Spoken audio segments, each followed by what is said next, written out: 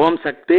சக்தியில் அனைவருக்கும் என்னுடைய அன்பான வணக்கம். சக்தியிலே இந்த முன்னோர்களுக்கு நம்ம அமாவாசை வேள்வி எப்போ வேண்டி வேள்வியில் சமத்து குச்சி நவதானி பண்ணுறோம் இல்லைங்களா? முன்னோர்கள் அனைவரும் நலம் பெற வேண்டும் சொல்லி, ஆன்மா சாந்தி அடையன்னு சொல்லி, இது எப்படி வேலை செய்யுது அப்படின்னாங்க சக்தியில்.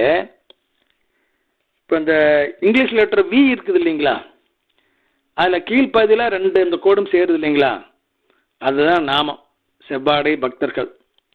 ஒரு கோடு தாய் வழி முன்னோர்கள், இன்னொரு கோடு தந்தை வழி முன்னோர்கள். இந்த ரெண்டு முன்னோர்களையுமே திருப்திப்படுத்த வேண்டியது நம்முடைய கடமை.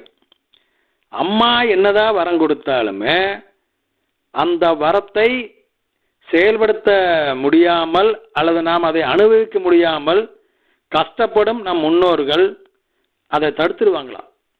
அதன் காரணமாக நம்ம முதல்ல இவங்களை சரி பண்ணோம். இவங்களை எப்படி சரி பண்ணுறது?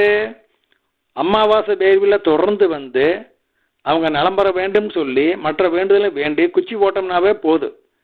அதை தொடர்ந்து செய்ய இரு பக்கமும் உள்ள, அதாவது தாய் வழி உறவினர்கள் தந்தை வழி முன்னோர்கள் ரெண்டு பேருமே பிறவா நிலைக்கு போயிடுவாங்களாமா. இது அம்மா மலர் அப்படிங்கிற எங்கள் பகுதியை சேர்ந்த தொண்டருக்கு கனவுல எல்லாம் விளக்கமாக சொல்லியிருக்கிறாங்க.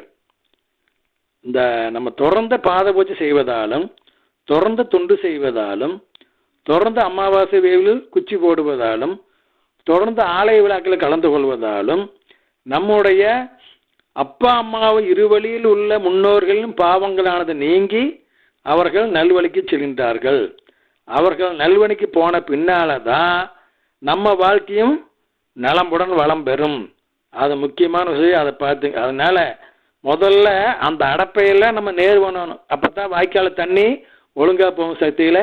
அதுக்கு நம்ம ஒவ்வொருத்தரும் முயற்சி வேண்டியது செவ்வாடை பக்தியுடைய கடமை. ஓம் சக்தி.